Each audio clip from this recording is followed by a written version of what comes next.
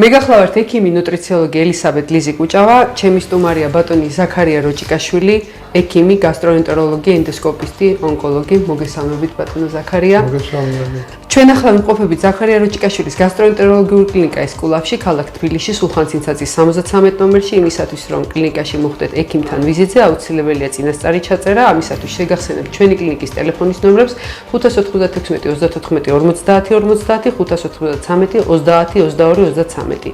ექიმთან კონსულტაციის გასავლელად საჭიროა წინასწარი რეგისტრაცია და შეგახსენებთ რომ ჩვენ ახლა ვიმყოფებით რუბრიკა ესკულაპის საზოგადოება და სამართალში. დღევანდელი გადაცემა ფაქტიურად გადაცემა და იმ ციკლის გაგრძელება იქნება, რომელზეც ჩვენ ბოლო პერიოდი წამოვიწყეთ საუბარი. ეს არის მავნე გარემო და ადამიანის ჯანმრთელობა და დღეს მინდა ერთი კიდევ ძალიან საჭირო და ძალიან აქტუალური საკითხი შემოგთავაზოთ. ეს არის მავნე სამუშაო გარემო, ის გარემო, რომელიც ქართველი ადამიანებისათვის ძალიან მნიშვნელოვანია, იმიტომ რომ მოგეხსენებათ საქართველოში ძალიან გავრცელებული არის პროფესიული დაავადებები. ეს დაავადებათა ის ჯგუფია, რომელიც შეჭიდულია კონკრეტულ პროფესიასთან და რატომღაც თბილისში მცხოვრებ მოსახლეობას წარმოგვიდგენია, რომ ესეთი დაავადებები ჩვენთან არ უნდა იყოს გავრცელებული, იმიტომ რომ ხშირად მომისმენია, რომ წარმოებები არ გვაქვს განვითარებული, ან რაღაც სინამდვილეში რეალობა ბევრად უფრო სავალალოა. დღეს ამ მიმართულებით საკმაოდ აქტიური პროტესტის ტალღაც დაიწყო და მე მინდა რომ აი ამ ყველაფრის შესახებ გვესაუბროს ბატონმა ზაქარიამ. ბატონი ზაქარია არა მარტო ექიმის პოზიციიდან გვესაუბრება, არამედ გარკვეულწილად მოქალაქეობრივ პოზიციასაც დააფიქსირებს და მეცაც გეტყვით, მას საკმაოდ ესეთი სერიოზული გამოცდილება აქვს ონკოლოგიურ პაციენტებთან მუშაობის და იცის რამდენად სავალალო შედეგებით შეიძლება გართულდეს მთელი რიგი პროფესიული დაავადებები არანამკურნალებ შემთხვევაში. ბატონი ზაქარია, მოგესალმებით. მოგესალმებით. და მე მინდა პირველი დავიწყოთ ბატონ ზაქარია, აი თქვენ წეგან ვახსენე კიდეც. თქვენთვის ეს თემა განსაკუთრებით ახლობელია, იმიტომ რომ თქვენი უახლოესი გარემოცვაც მეგობრებიც ასე ვთქვათ, ხო? 17 წლის განმავლობაში ერთი მუშაობდი ონკოლოგიის ნაციონალურ ცენტრში. დიახ. 2011 წლამდე 93 წლიდან. და ვიყავი ენდოსკოპისტი და იქ ვაკეთებდი როგორც გასტროსკოპიებს, კოლონოსკოპიებს, ასევე ბრონხოსკოპიებსაც, ლარინგოსკოპიებსაც. ანუ პირველადი შეხება ჩვენ გქონდა საკმაოდ ცუდი სტატისტიკა შეინიშნებოდა იმ პერიოდიდანვე და დღეს მე მგონი სტატისტიკა დამცირდა. თუმცა სტატისტიკურ მონაცემებს არავინ არ აქვეყნებს, მე მგონი სტატისტიკის სამართლოლოგია, სტატისტიკური სამსახური საერთოდ აღარ არის საქართველოში. ჩვენს მონაცემებს რაღაცა პორტალებზე ვტვირთავთ ექიმები და ამას ვინ აჯამებს და ვისთვის კეთდება ეს და მომართვიანობა კიდევ ერთი იმიტომ რომ საქართველოში სტატისტიკურ მონაცემებზე დაყრდნობილი მეცნიერული ნაშრომები აღარ იწერება. ფაქტია, რომ აღარ იწერება. საქმე იმაშია, რომ ონკოლოგია პირდაპირ კავშირში არის განსაკუთრებით პულმონოლოგია, ონკოპულმონოლოგია კავშირშია ისეთ მძიმე პროფესიებთან, როგორც არის მეშახტეები, ოქროს მოპოვების და ფერადი ლითონების მოპოვების საბადოები და ასე შემდეგ. საქართველოში ოც მუშაობდა და დღესაც მუშაობს ყიბულის ხანახშირის საბადო, ჭიათურის მარგანეცის საბადო მუშაობს და წარმატებით მუშაობს ფერაშედონები ქარხანა, ასე რომ წარმოებები არ არის. ჩვენ თბილისის გადასახედიდან ვშალოთ ბატონ ზაქარია სამწუხაროდ და თბილისის რაღაც წარმოება უნდა თბილისის დაბეროს 2 მილიონი ნახევარი მანქანა დადის გარე. მეტი რაღა გვინდა მართალი. და რა გამართულობის მანქანებია კაცშვილმა არ იცის და რა ბენზინს და საწვავს ასხავენ ამ მანქანებში, ისაც კაცშვილმა არ იცის. ჩვენ ყველამ კარგად ვიცით და მოგვეხსენება ამასიანად ექიმთა საზოგადოების შეხვედრაზე ვიყავი და ერთ-ერთმა ექიმმა ესეთ მოხსენებაში ესეთი რამ თქვა თურმე და არ ვიცოდით ეს ჩვენ და აღმოჩნდა რომ ეს სიმართლეა. 2006 წელს სააკაშვილს აუკრძალია კანონმდებლობით აბსოლუტურად ყველა შემომავალი პროდუქტების ანალიზი. რომ რა შემოდის, რა დაბინძურების არის, კიდე საკვები პროდუქტები. ამის ანალიზის საშუალება არ არის და დასჭადია იმის ანალიზი რო ადგე და თვითნებურად ჩაატარა. გესმით? და ეს ლაფსუსი დავარქვათ ამას თუ შეგნებული მიზანმიმართული დანაშაულებრივი ჩანაწერი კანონში. ეს საზოგადოებისთვის მიგვინდია ამისი ანალიზი, მაგრამ ფაქტი ერთია, რომ არაფერი არ კონტროლდება საქართველოში. უკვე მეორე გადაცემა თუ მესამე გადაცემა ვწერთ, სულ ამ კონტროლზე გვაქვს ლაპარაკი. არ კონტროლდება შრომის პირობები, არ კონტროლდება წარმოების გამართულობა, განსაკუთრებით ისეთ წარმოებების, როგორც არის აღანას ფეროშენადნობი ხალხის ფილტრები როგორ მუშაობს, ამ გადამუშავების აი ამ ქიმიურ ნაერთებს სადღვრიან რა ემართება. რამდენად უხიფათოა ტრავმატიზაციის თვალსაზრისით? ტრავმატიზაცია ერთი და რაც შეეხება მაღაროებში მუშაობას, პირდაპირ ახლა ექიმები ვინც გვისმენენ, პირდაპირ პირველი დაავადება რაც თვალწინ წამოუვათ და რაც გაახსენებთ, ეს არის პნევმოკონიოზი და ობსტრუქციული დაავადებები ბრონქების. და საკმაოდ მაღალი ტრავმატიზაციაც არა ბატონო ზაქარია? ტრავმატიზაცია მაღალი იქნება, რა თქმა უნდა, თუ იქ შრომის პირობები არ იქნება მოწესრიგებული. იქ სადღაცას 60 წლის წინანდელი ბიგები რო არის, ეს მაღაროებში შეყენებული ეს ბიგები ბოლო-ბოლოს პება, ხო? იმას გამოცვლა უნდა, როგორც ცვლიან, რას აკეთებენ, ამაზე კონტროლია. სახელმწიფოს მუდმივად აქ ერთი ყველაფერი გაასხვისა, სხვის ხელში დაიწყეს მუშაობა ამ წარმოებებმა, და ახლა ყველაფერი გაასხვისა, სხვისია, კონტროლიც აღარ ევალება მას და ახლა აღარ ივალებს ამ კონტროლს. კი. და მისი ბრალი ეს არ ვიცი. ჩვენი გადაცემა რო იწერება ახლა ამ ზუტას კანცელარიასთან 4 ადამიანი შიმშილობს. ჭიათურის მაღაროელები. მე ეს ხალხი იქ ადგილზე ვინახულე რა პროტესტი გაქვს თქო. სამუშაო გარემოს აპროტესტებენ ბატონო? არა. თქვენ წარმოიდგინეთ იმ სამუშაო გარემოს არ არის ლაპარაკი. 3600 ადამიანი ერთმანეთს გამოუშვეს სამსახურიდან.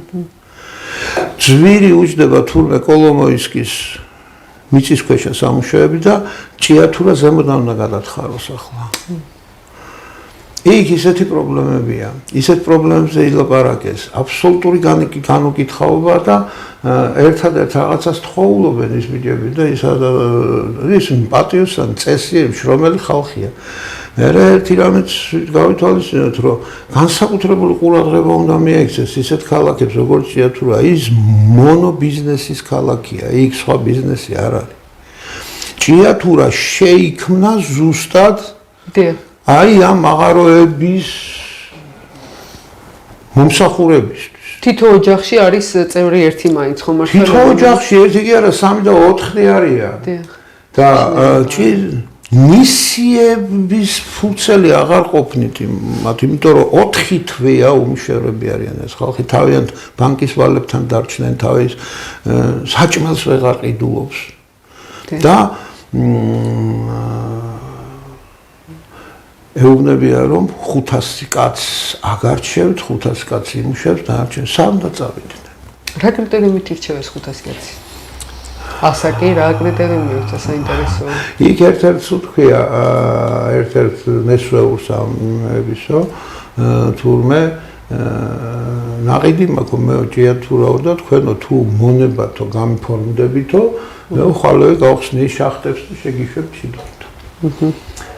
მიგე და ყველა საზღარ დავაზენი ის არის რომ აი ამ 3600 ადამიანიდან ერთიან პროტესტი დაიწყო ყველა და ეს 300 თუ 400 შტრეიკბეხერი მოიძებნა. და გუშინ 12 იყო ხო გუშინ უნდა პოლიციის ძალით უნდა აეყარათ ეს ხალხი და არ ვიცი მე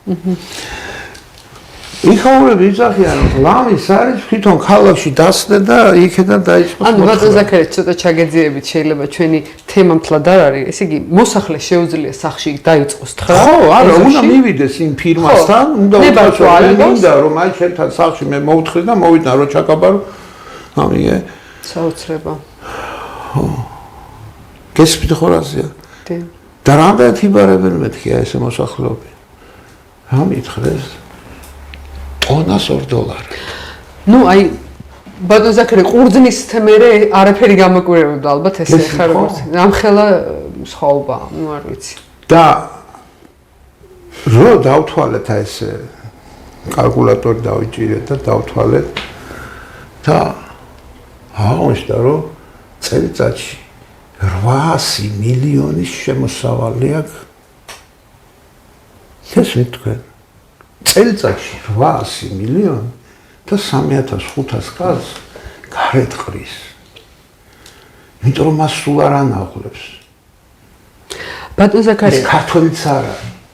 როგორც ექიმს მაგ ერთი კითხვა. ეს არის ზუსტად დაპყრობა და მე თქვენ როგორ ფიქრობთ ადამიანებს როცა ესე ექცევია, იმათ შრომის პირობებს შეუქმნიდნენ აქამდე?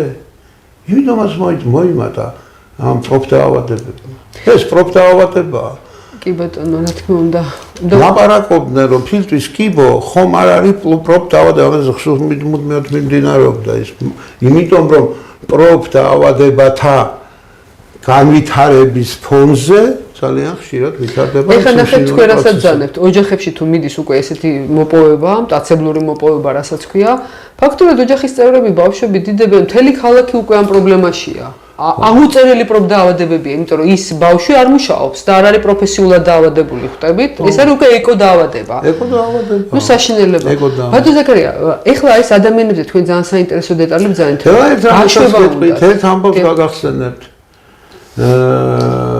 2000-იანი წლების დასაწყისში აქვე ნინოწმინდა სოფელი საგარეჯოს რაიონის ნინოწმინდის თავზე ამოხეთქა უცბად ნავთობმა ბიპის ნავთობა არა ის იყო GBOS ეწერა Georgian British Oil Company მომპოვებელი იყო ისა და მე ამის პახმელია და საგარეჯოში იწვიმა ნავთობის ხო ნავთობმა იწვიმა ისეთი მდიდრები ვართო ხუმრობდნენ მახსოვს საშინელება სინამდვილეში ეკოლოგიური კატასტროფა გარდა ამისა აი ავად სახსენებელი 90-იან წლებში მოსახლეობა მიქ ნავთობის მოპოვება თვითონ დაიწყო და სახლებში მე რამდენიმე ოჯახი ვიცი სახლებში ჰქონდათ კრენგის აპარატები დაამონტაჟეს თვითონ გადაშალეს ფიზიკის ძველი წიგნი თუ ქიმიის ძველი წიგნი იმაში სქემა იყო პირდაპირ დაამონტაჟეს და გააკეთეს ნავთობის სახელი და ბენზინს ხდიდნენ მართალია უხარისხოს მაგრამ ბენზინს ხდიდნენ მე პაციენტი მიყოლოდა ამისი ბიტუმი ანუ აი ეს ნარჩენი მაზუთი მიწაში არ მაგას ვამბობ ზუსტად 500 წელიწადი მიწიდან არ გადის და იქ ვერაფერი ვეღარ ირექება კი ბატონო ის ვეღარაფრით ვეღარ აღარც ხეხილი ვარ და აღარც ბატონ ზაქარია პაციენტმა მომიყვა ერთხელ რომ იწვიმა ამ წვიმამ აი თვალსა და ხელშუა პამიდორი რაღაცა რაც ჰქონდათ როგორ შეიცვალა ფერი გაყავის და მომენტალურად მოკვდა ფოთლები ყველაფერი დაიმასა ხალხს კომპენსაციები დაურიგეს დიახ თუმცა ის ხეებზე დაურიგეს კომპენსაცია ყველაზე მეტი კომპენსაცია 1500 ლარი რა ქვია ლევის ხეს ქონდა იმიტომ რომ თურმე აი ამ მძიმე მეტალებზე და იმაზე ყველაზე მეტად არის გაწაფული ანუ მისი პროდუქტები არ იჭმევა ალბათ წლები ხო ბატონ ზაქარია ხო ის ხეში რჩება არა წელიწადი არ გავა რომ 1-15-16 პაციენტი იქიდან ათვისებიან სიმსივნით არჩევენ საგარეჯო ერთ-ერთი ყველაზე ლამაზი და ყველაზე მძიმე სიტუაცია ერთ-ერთი ყველაზე მძიმე სიტუაცია ათვისებიან სიმსივნების ნაწლავის კიბო, კუჭის კიბო, ნაწლავის კიბო. ბატონ ზაქარია, წეღანა მინდოდა ერთი კითხვა დამესვა. ნახეთ, თქვენი აზრი მაინტერესებს უბრალოდ. თქვენ თქვით, რომ 3000-ზე მეტი ადამიანი იყო და 500 ადამიანზე აქვს ლაპარაკი. ხო არ მოხდება აქ შემთხვევით რაღაცა გრადუირება ამ ხალხის ასაკის, უკვე არსებული დაავადებების, ანუ უბრალოდ გასკრინავს ეს ადამიანი და იტყვის, რომ აი ეს არა, ეს ღრმათ არა აქვს აქ ნაბიჯი. არა, ხო? იგივე 80 წლის ამ მოაწეროს ხელი და კიდე 20 წლის იმის აყავთ. თავარი შედეგი. კაცი არ არის ლაპარაკი. ბატონ ზაქარია, რამე კომპენსაცია ექნება ამ ხალხს? არაფერი კონტრაქტი ხომ აქვს დადებული? როგორ აკოტრებს თავის თავს ფირმა გამიგე და იცავს რომ ეს აღარ მიღებს, იმიტომ რომ კოტრდება. ბანკროტად გამოცხადდება და ამ ხალხის ბედი არავის არ აინტერესებს. ისინი იძახიან კაცო, აქ სხვა არაფერისთვის არაფერი არ გვაკავებს. ეს ქალაქი მაშინ დავდგეთ მივატოვოთ, ვინ თბილისში ჩამოვა, ვინ ქუთაისში ჩავა და ყველა ხო ვერ წავალთ საზღვარგარეთო გამიგე, იმიტომ რომ ეს სასასვლელი ფულიც ხო უნდათ. კი. მე სპეციალად ვათვალე. მე არ ვიცი საკუთარი ხალხი ესეს ზულდეთ. ქვეყანას, ქვეყნის მეზობლად და პასუხს ასკაცლებენ მოთხარი. აქ რომ გახართ აქ დაუშვათ მერიასთან, მერია იცავს შერასუაში ვარ, კერძო ბიზნესია. და იგივე პასუხი გაუწიათ პრემიერ-მინისტრს. პასუხი არა, პასუხიც არ აღის ეს წერილი და ადგილობრივი მუნიციპალიტეტი რა? წერილი დაწერეს. არაფერს ჩვენ რაშუაში ვართ. არ ვიცი.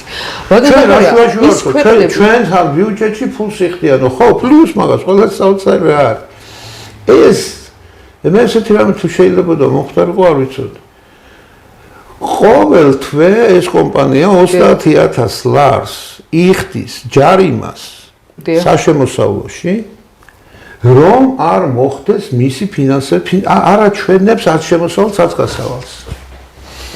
და თანახმა ეს ჩვენ სახელმწიფო რო იცავს და ყოველ თვე წელიწად 875 მილიონზეა ლაპარაკი წელიწადში გამიგე და სულ რაღაც 360,000 ლარს ჯერდება ჩვენი ბიუჯეტი ახლა სქემას ყვები თქვენ ნახეთ სქემა აი თქვენ რო რამე არ გადაიხადოთ დაგაჯარიმებენ მე მეორჯერ იგივე რო ჩაიდინათ უკვე გიზდიან ხომ მართლა ესე იგი მოლაპარაკებაა რომ გადაიხადებ ოღონდ შენ ბუღალტერიას და ჩემს საქმეს ნუხედავ რომ მეც მართალი ვიყო რომ 30,000 შემოიტანე ერთი კითხვა მაქვს კიდე სოფლიოში ძალიან ბევრი ესეთი რამე არ ვიცი მე რამდენიმე ქვეყანაა მდიდარი მეშახტეების ქვეყნები მაინერების ქვეყნები ერთ-ერთი ჩვენ ვართ. ხო. იმ ქვეყნებში საკმაოდ განვითარებულია პროფკავშირები, იუნიონები ხო აქვთ რა რაღაცა ვიღაცა აი რამე აქვთ თავდაცვითი მექანიზმი აქეთა მხრიდან. არაფერი კაცო ეს პროფკავშირი გარეთ არიან, 4 თვეა გარეთ არიან და პროფკავშირობდეს. ესენი რას თხოვლობენ კაცო? ჭიათურას დაუწოვეთო 5%-იო. ქალაქს განვითარების. ქალაქსო რომ ჩვენ ბავშვებსო განათლება სჭირდებათო თბილისში ბინა სჭირდებათო რომ ჩავიდნენ იმსავლონ აკუთაის სადღაცა რომ განათლების ფონდი შევქმნათო გამიგე რომ ქალაქსო მე არ ვიცი ესეთი წესიერ სამოქალაქო ოპოზიციებზე მდგომი ხალხი ბევრ ქალაქისთვის საანტრელი უნდა იყოს მუშა ხალხითან შრომელები რო არიან იმიტომ აქვს ეს შეგნება სამოქალაქო შეგნება შრომელები არიან და თქვენ სწორედ ძალიან თაობებია როგორც ვიცი მამა შვილი უკვე რომლებიც კი თაობებით ბაბუა მეშახტეების ოჯახი მამა შვილი მე არ ვიცი თქვენ ის ავად სახსენებელი საბჭოთა კავშირი ახსენეთ. იქ მახსოვს ესეთი ქალაქები სადაც იყო. იქ უფრთხილდებოდი. კი, და მთელ ოჯახს ჰქონდა სპეციალური პროგრამა. იქ უყურე რა საინტერესო. აქ ყველაფერი ლაპარაკი საქმე საბოლოო ჯამში მიდის მფლობელზე. დიახ. ვინ ფლობს ამას? გამოცხადებული იყო ის ცუდი იყო ის ქვეყანა თუ კარგი იყო. მე მასში განსაკუთრებული კარგი ვერაფერი ვერ ვნახე, მაგრამ ერთი რამ იყო რომ სახელმწიფო ქონებად იყო ყველაფერი გამოცხადებული და იმას ვერ გაასხვისებდა, ქულ გაასხვისებდა, სახელმწიფო გაასხვისებდა და აწყდებოდა ერთი ამბავი და გახსოვთ რა ამბავი იყო, ენგურჰესი რო უნდა აშენებულიყო მაგ ამბავზე, მე ხუდონ ხესზე უკვე ჩვენ მოვესწარით და რამხელა წინააღმდეგობები იყო და იმათ ზუსტად იმიტომ რომ ცენტრალიზებული იყო ყველაფერი მაინც გაიტანეს თავიანთი ერთ-ერთ ადამიანმა ჩემთან გადაცემაში თქვა რომ კაცის სახელისა და გვარის თქვა მაინცო ავაშენებო გამიგე რომ დაუბლოკეს ენგურსესის მე მაინც ავაშენებო გამიგე სულ რომ დაინგრესო მაინც ავაშენებო გამიგე აი ეგეთი მიდგომები ჰქონდათ საქართველოს ოდითგანვე მტრობდნენ შიდამტერი ყავდა მაგრამ ესეთი გაერთიანებული მტერი ესეთი ერთად შესხორცებული მტერი შაჰ-აბას მოენატრებოდა რა ესეთი ჯარის ჯარი ესეთი ჯარი მოენატრებოდა შაჰ-აბას რომ თავისი ყველა ჯარისკაცი ერთიანი სულისკვეთებით საქართველოზე დაგეშილი ყოფილიყო ეს შიდამტრები გაერთიანდნენ ხელი ხელს მისცეს დააწერეს იქ ზემოთ რომ ძალა ერთობაშიაო გამიგეთ და პატივსანი ხალხი დააცალცალკევეს და უყურეს დამოსდით თავში რომ მოდიო ჩუმჩუმად მიდის თურმე მოლაპარაკება ვიღაცებთან სახში მოდი შენ გამუშავებ რა და პოულობენ ამ შტრეიკ ბეხერებს პოულობენ აი ეგ არის მთელი უბედურება და ამას ესე გვერდიდან ალმაცერად უყურებს ჩვენი ხელისუფლება მე არ ვიცი ეს რა ხდება ანუ ჭიათურა ქალაქს დაცვის ბერკეტი ერთადერთი რაც შეიძლება სახელმწიფო იყოს ისიც არ იცავს არ ცნუნავს მასზე და ხოლე რა გარანტია გაქვს რომ რომელიმე სხვა ქალაქს ან გინდა ქუთაისს ან გინდა ზესტაფონს იგივე არ დაემართება დიდ ქალაქებს ელაპარაკ და ამ ქალაქებიდან ხალხი რო გავა და დაიცლება ოქჭამაჭირი საქართველოს აღარ იქნება უყურეთ შეტევა რამხელად შეტევა განათლების მხრიდან საოცარი შეტევა ქართულ მენტალიტეტს საოცარი შეტევა ხორციელდება სამედიცინო თვალსაზრისით საქართველოს სულ ახლა ხანს ჩატარებული ეს ვითომ პანდემია მაგ მხედველობაში სამიჯეთია აბსოლუტურად მაკონტროლებელი კი არა არანაირი ლაბორატორია ქიმიური იქნება ეს თუ ფიზიკური ლაბორატორიები არ არსებობს სტატისტიკა და არანაირი შრომის პირობები დაცული არ არის და მოსახლეობა დაავადდება რა მოუვა ხალხო ესე იგი სიტუაცია არის ესეთი რამდენი ლაპარაკობთ მე და თქვენ დღეს პნევმოკონიოზზე დიახ რა აი ამას ვამბობდი იქ პროფესიულ დაავადებაზე აღარ მიდის უკვე საუბარი ისინი დაობენ ექნება თუ არა სამუშაო ანუ ის თემა უკვე ერთი პრობლემა მეორეთი ოღონდ შევიდნენ და იქ თანახმა ადამიანებს ფული გამოიტანონ რაღაც იმ პირობებსაც ითმენს კი ბატონო მაშინ როდესაც ცივილიზირებულ ქვეყნებში არა მარტო მათი ჯანმრთელობა ოჯახის წევრები დაზღვეული არის საქმე ამათ წინააღმდეგარი ხელშეკრულებები რომ გაუფორმეს ამ ხალხს და რომ მუშაობენ იმ ჯორჯიან მარგანეცში და ამ ხალხმა ხელფასის გარანტიებით აიღო ხო ყველას მოსთხოვეს ხო მუშაობენ კრედიტები ამ ხალხმა 3600 კაცმა გადამიმართა ერთ არანაირი ზგოტები არა მიმართა ერთ-ერთ მიგმართეს ბანკებს რომ პროცენტებიო გაგვიყინეთ მაინც რომ ანამ ჩვენი საქმე გაირკვევა. რა იმას კი აიძახიან აღარ გადავიხდით. აბსოლუტურად სრული უფლება აქვს რომ მაგას დაიხატო.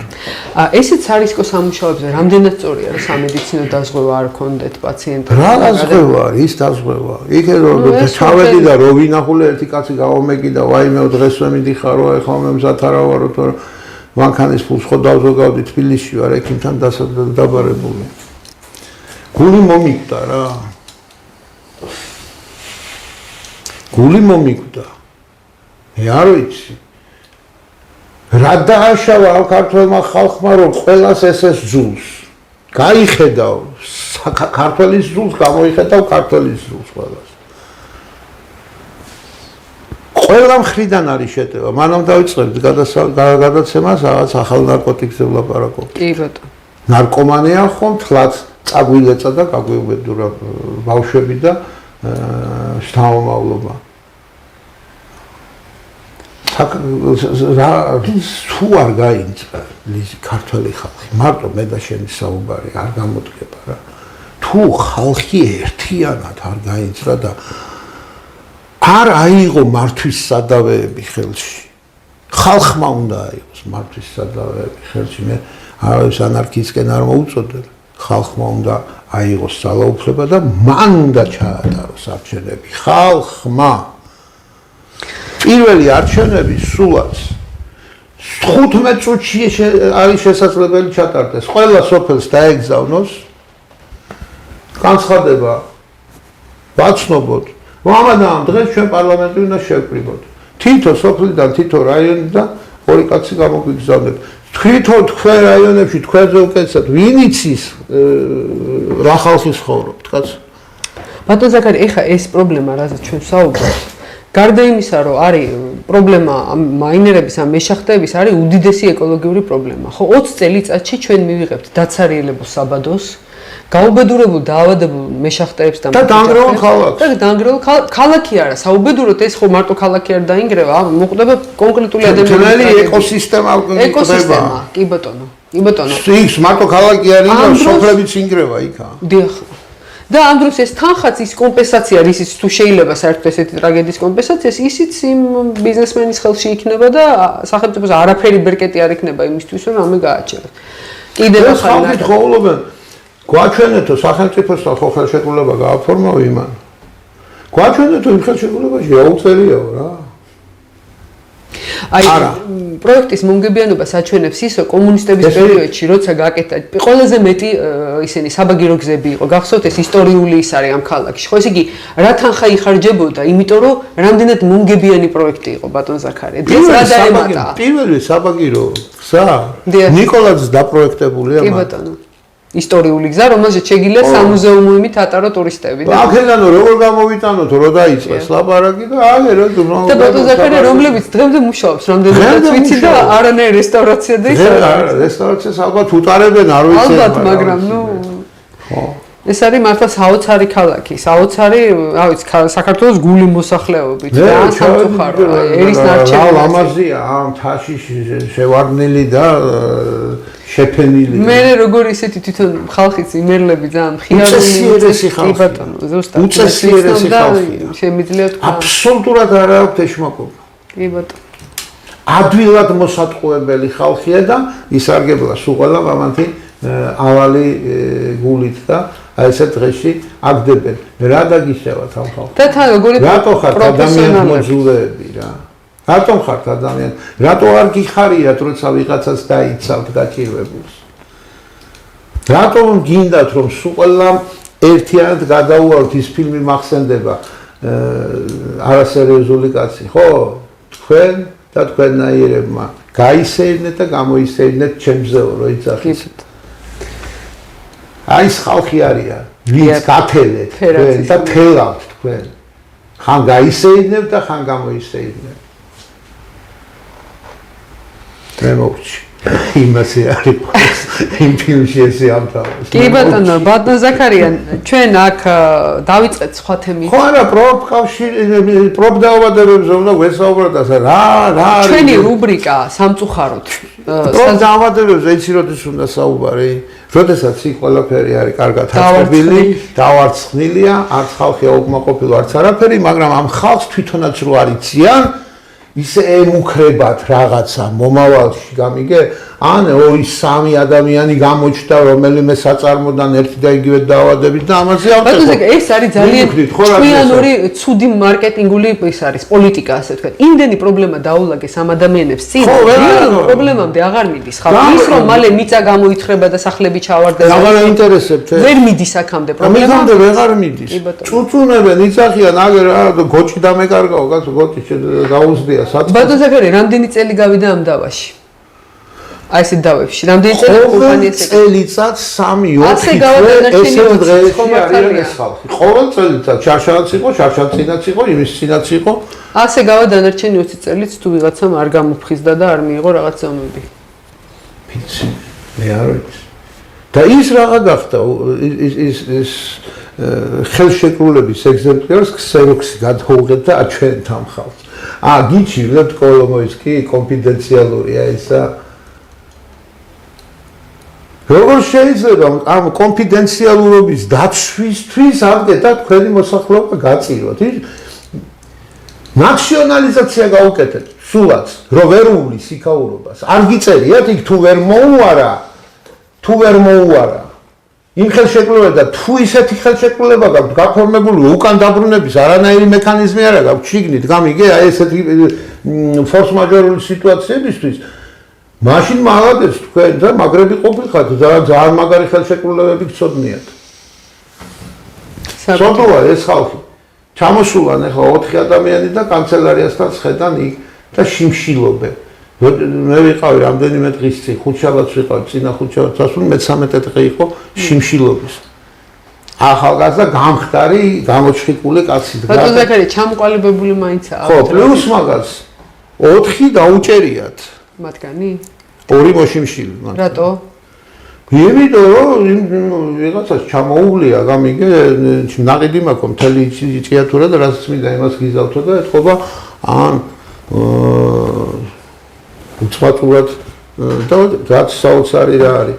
ჭიათურის პოლიციას კი არ დაუჯერია.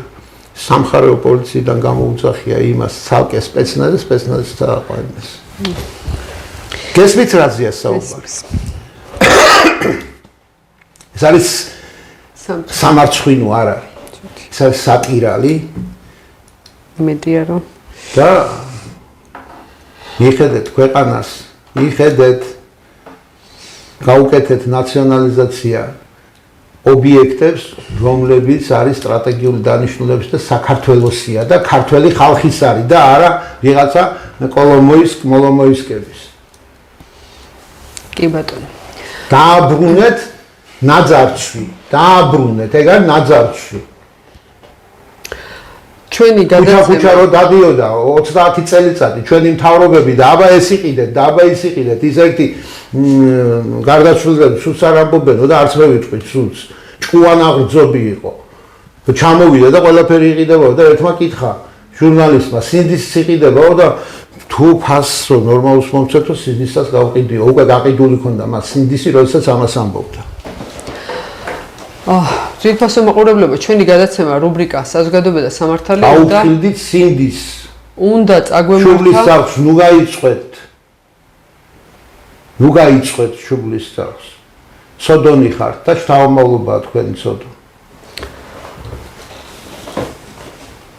უნდა წაგვემართა პროფესიული დაავადებების მიმართულებით, თუმცა ეს არის საქართველოს პროფესიული დაავადება. მთელ საქართველოში ეს უბედურება. აქ უფრო ცუდი და უფრო სერიოზული ეკო კატასტროფებზე და ზოგადად პრობლემა ბევრად უფრო მასშტაბური აღმოჩნდა. ის ეკო კატასტროფაც აღარავის აღარ აინტერესებს თუ ქართველი აღარ დარჩა აქ არც ერთი. ვიღაც რა თუნდა ის თქვენ ლამაზი ტყეები და ვიღაც რა თუნდა ის გამიგე. თუ ერთ ქართველმაც აღარ იცხოვრა, სულ გასაქცევად აქვს უკვე საქმე, უკვე კი კაი ხანია. თან რა კარგად აქვს დარეგულირებული, კაცო. ესე იგი, საქართველოსთან გადიან ქართველები და რაოდენობა იგივეა. იქ შედან, ატი სტატისტიკას არ აწარმოებენ, შედან, ამდენმა გადაკვეთა საზღვარი, ამდენი შემოუშვათ. და მოქალაქეობას აძლევს ზუსტად იმდენს, რამდენიც ტოვებს აქედან. საარჩევნო კვორუმი გვაქვს მაინც. და მაგას კარგად ითვლით, ხო? ახლა ის რა თქმა ერთი ამბავი, რომ გზები გაუხსნესო, ლიბერალიზაციაო თუ უვიზო რეჟიმით შემოსვლადია.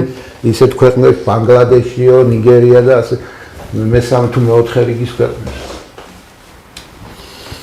მე ერთი ამბავი მინდა იცოდეს ჩვენო მოსახლეობა.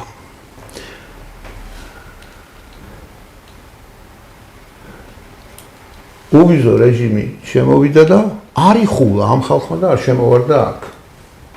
მარისთვის მიცეს ეს უვიზო რეჟიმი.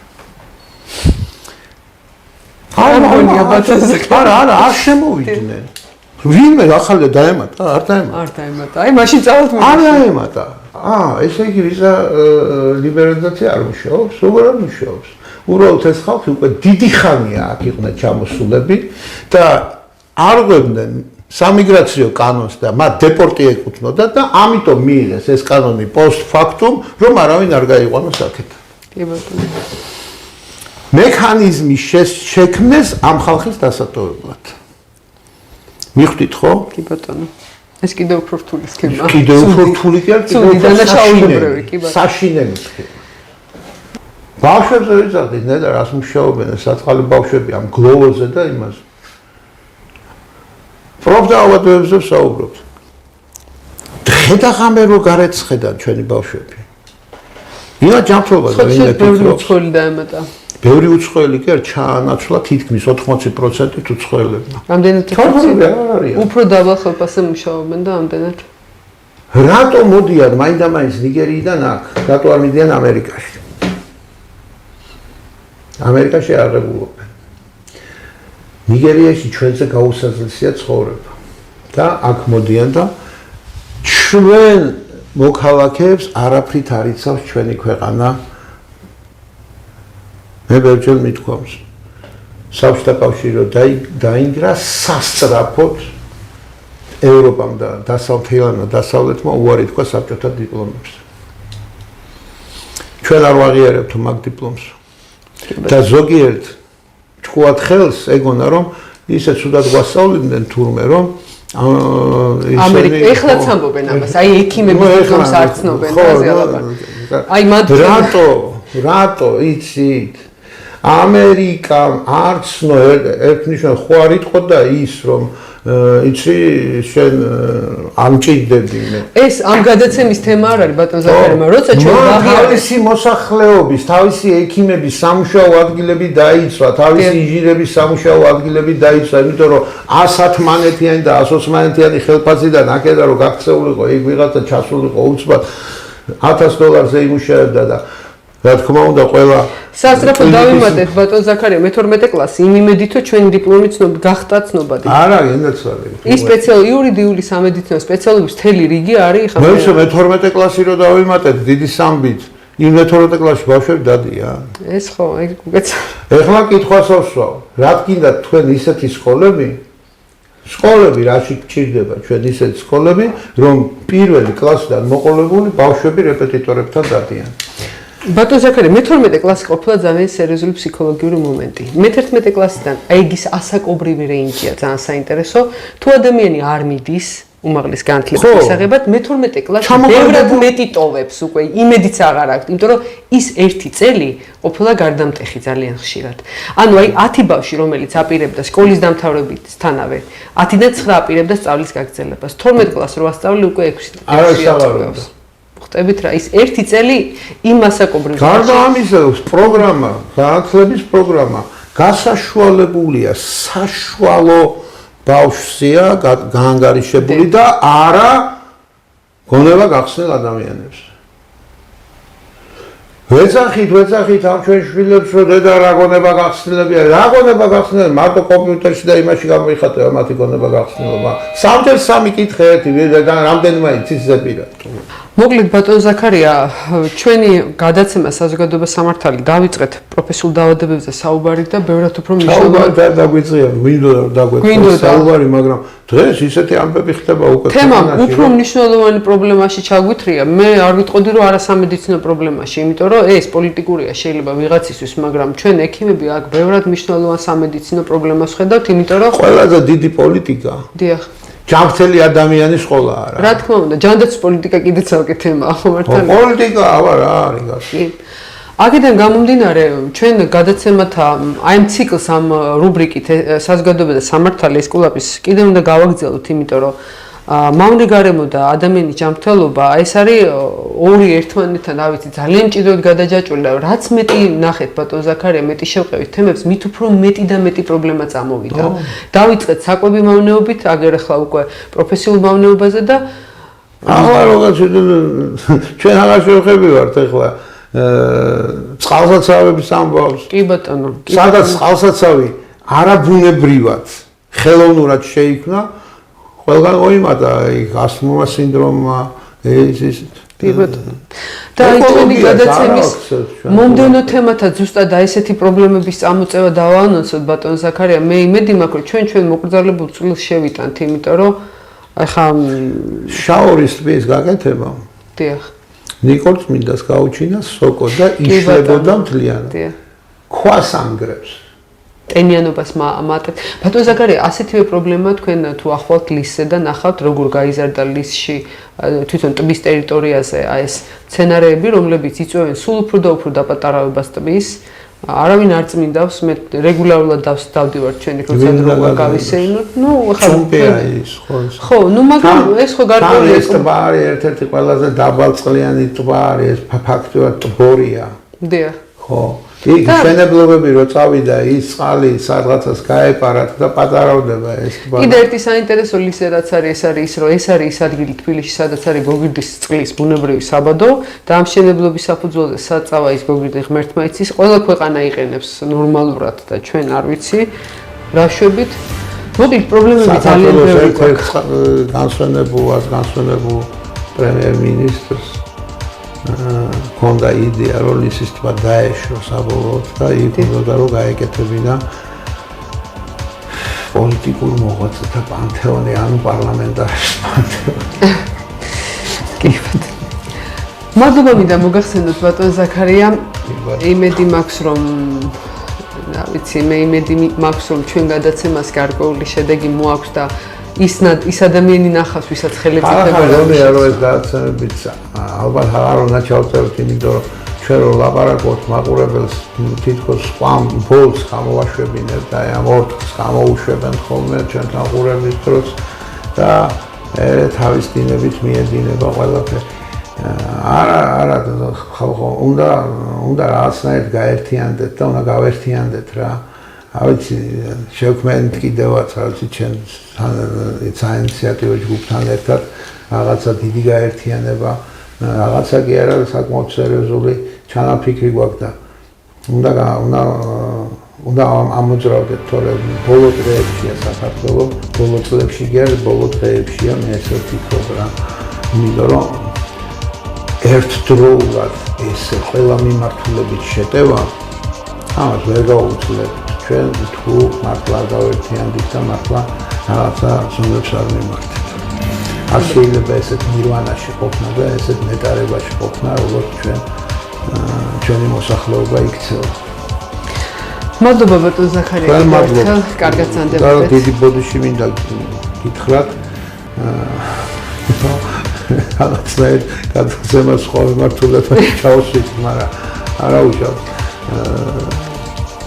ჯანმრთელობა კიდე გადაცემები და ჩავწეროთ მაგათაც უფრო მხოლოდ 13 მიმართულებით. მადლობთ.